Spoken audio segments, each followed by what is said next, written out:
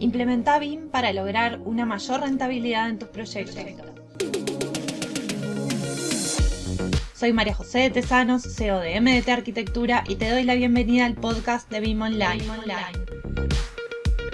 Estoy aquí para compartir contigo mis conocimientos y experiencia trabajando en proyectos con BIM para que puedas tomar acción y avanzar en el proceso de implementar BIM, que traerá más eficiencia y productividad a tus proyectos.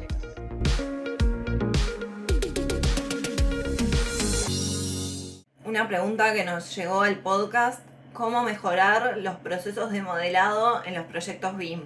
Y acá voy a ir como de lo macro a lo micro para poder responder, pero creo que el primer paso básico, fundamental, es establecer una metodología de modelado que sea consistente. Asegurarse de que todo el equipo de trabajo de modelado esté familiarizado con las mejores prácticas y que siga un proceso de modelado que sea siempre el mismo para todos los proyectos. Que se vaya mejorando, pero que entonces no cada modelador modela como le parece, sino que todos modelan de la misma manera en base a una única estrategia de modelado, donde ya tienen plantillas de proyecto personalizadas y creadas de acuerdo a los proyectos que desarrollan habitualmente, con los elementos de modelado, de visualización que utilizan habitualmente. Y cuando hablo de plantillas, no hablo de un solo archivo, hablo de varios archivos de acuerdo al software de modelado que utilicen. Y si tenés más dudas con respecto a lo que son las plantillas de proyecto, hay un episodio que te voy a dejar en la descripción que habla enteramente sobre las plantillas de proyecto en BIM. Pero como te decía, entonces estas plantillas tienen que estar adaptadas a las necesidades específicas de tu proyecto y que justamente te ayuden a reducir el tiempo de modelado en la medida que hay una serie de configuraciones que ya están realizadas, que ya las hiciste una vez, las utilizás para todos los proyectos, y es siempre de la misma forma, pudiendo variar algunas cosas de acuerdo a los requerimientos de ese proyecto en particular. Tener además una serie de familias ya precreadas que son compartidas entre los distintos proyectos a través de un archivo de catálogo, le llamamos nosotros, en donde en ese archivo tenés como referencia todas las familias de las distintas disciplinas y vas incorporando y vinculando a ese proyecto y a ese modelo solamente las que necesitas. Y esto obviamente evita duplicar, triplicar y cuatriplicar esfuerzos. En la medida que ya las tenés creadas, simplemente las vas mejorando, pero además tienen que tener los parámetros necesarios para generar la información de proyecto que necesitas. Mejorar lo que son los procesos también en lo que tiene que ver con las comunicaciones internas del equipo y externas con otros equipos de trabajo, en lo que tiene que ver con el intercambio de información, para que se documente y dentro de ese proyecto se automatice, acordando con esas partes cómo hacer ese intercambio de información, y que entonces ese proceso no se tenga que improvisar cada vez, sino que ya exista un proceso preexistente de intercambio de información que va a ser mucho más eficiente el proceso y va a mejorar la eficiencia del proyecto en definitiva. Y lo mismo en lo que tiene que ver con el trabajo colaborativo, con otros equipos de trabajo, con otros actores involucrados en el proyecto, cómo hacer ese trabajo colaborativo, cómo hacer la coordinación, quién va a hacer los cambios de proyecto, a quién le corresponde. Todo eso debe acordarse de antemano, documentarse, para que siempre se haga de la misma manera. Y de esta forma se evitan omisiones, errores en el intercambio, duplicar esfuerzos, y cada uno tiene claro qué responsabilidad le corresponde dentro del desarrollo del proyecto. De la misma forma que hablamos también de las plantillas de trabajo, tener parámetros personalizados y compartidos entre los distintos proyectos que pueden estar tanto en un archivo TXT, por ejemplo, o dentro de cada una de las plantillas de trabajo. Y estos parámetros se pueden utilizar para todos los proyectos. Por ejemplo, nosotros tenemos parámetros compartidos que no solamente tienen que ver con las características de un elemento de modelado, como puede ser la longitud, la altura o el material, sino que tenemos parámetros compartidos en lo que tiene que ver con la estructuración de las láminas y de las vistas dentro de los proyectos, para que siempre se utilice de la misma forma. nombramiento de esas láminas o de esas vistas para que el navegador de proyectos lo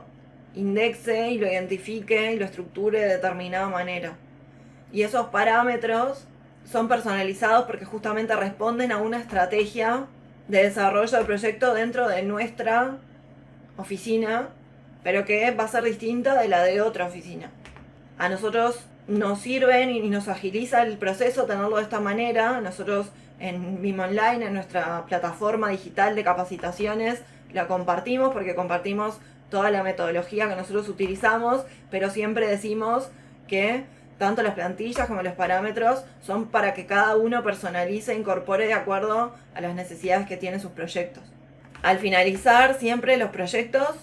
depurar y limpiar los archivos y tener además procesos de chequeo de calidad y chequeo de determinados requerimientos en la salida de ese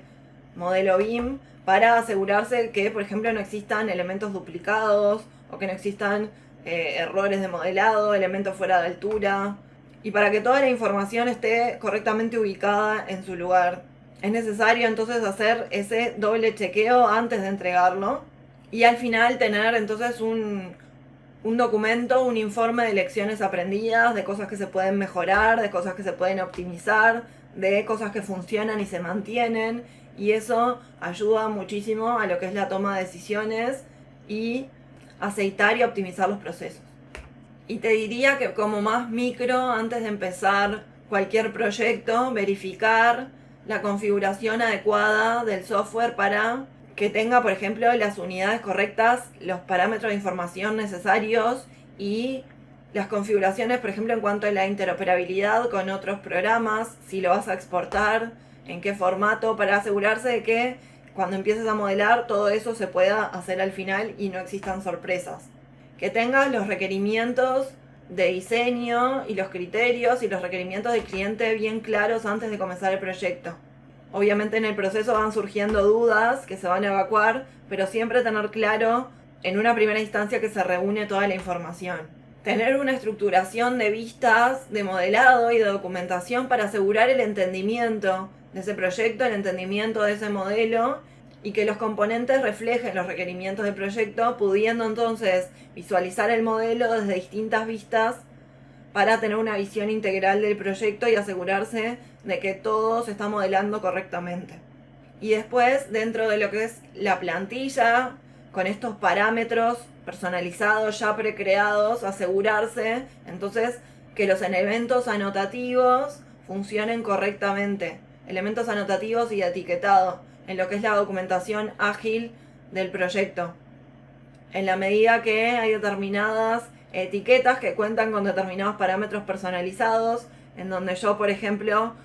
al modelar un determinado muro, yo ya lo configuré para que fuera un M01 y cuando coloco la etiqueta solamente con un clic ya me identifica que es el muro M01. Para que eso pase tiene que haber un proceso inicial,